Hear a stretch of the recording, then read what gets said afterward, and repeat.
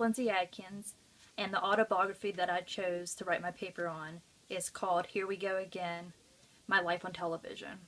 I decided to write my paper on Betty White because I admire her passion for television and I think she's funny.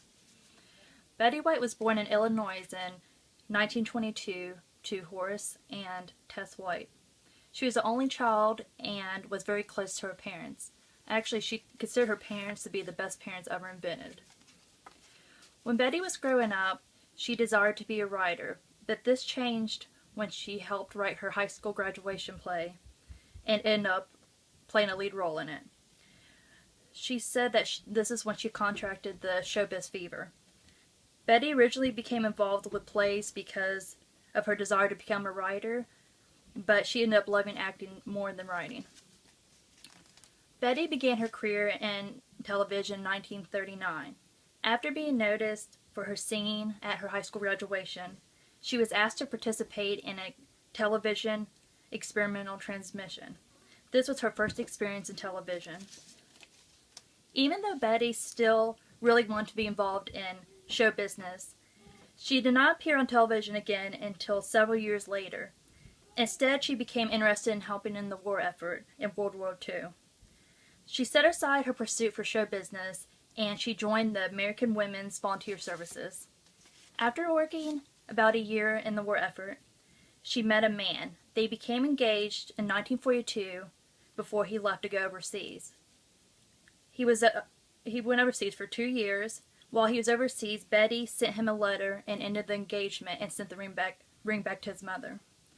About a year after the breakup, she met a pilot, and they got married. The marriage only lasted 6 months.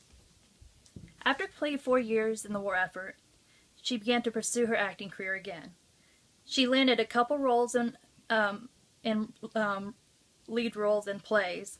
While working in the theater, Betty met an agent named Lane Allen, and they quickly fell in love.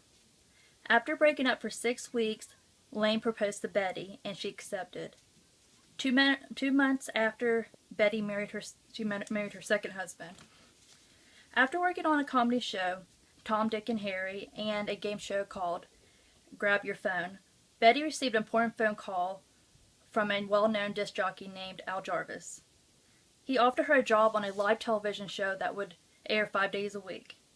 It was called Hollywood on Television. After working long hours on her new show, Betty and her husband, Lane, began arguing a lot. Betty did not believe that she could have a successful career at the same time as having a family. She had to choose one or the other. Soon later, Betty and Lane divorced. She continued to work on her show for several more years. After the show had ended, Betty was elected honorary mayor of Hollywood, and she received a star on the Hollywood Walk of Fame. In 1955, Betty was invited to help host a New Year's parade in Pasadena, and then she was invited to do the parade for 22 more years. In 1961, Betty began a game show called The Password. The host of the show was Alan London. After about 2 years of working on the show, Alan asked Betty to marry him. In 1973, Betty was asked to be a star guest on one of the episodes of Mary Tyler Moore Show. She continued to work the show for many more years. While working on the show, her husband became sick and he died from stomach cancer. They were married for almost 18 years.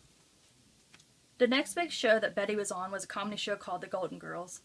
She was on the show from 1985 to 1992 and won an Emmy for leading actress.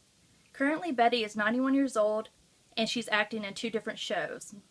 One is called Caught in Cleveland, and the other one is called Off Your Rockers.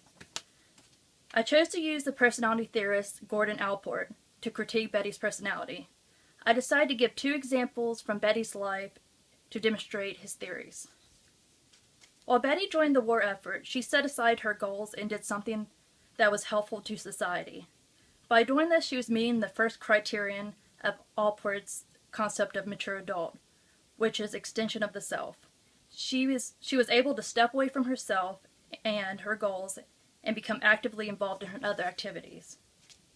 Another example is when Betty began working on the live television show Hot on Television, she discovered her passion in life. In her book, she said, "I had no way of knowing that my lifelong love affair with television had just begun." Betty demonstrates Allport's concept of the cardinal trait of being so in love with working in television. Once she discovered her passion, she fell in love with it and devoted most of her life to pursuing it. Her passion never got old, and she had found what she was meant to do for the rest of her life. Thank you for listening to my presentation.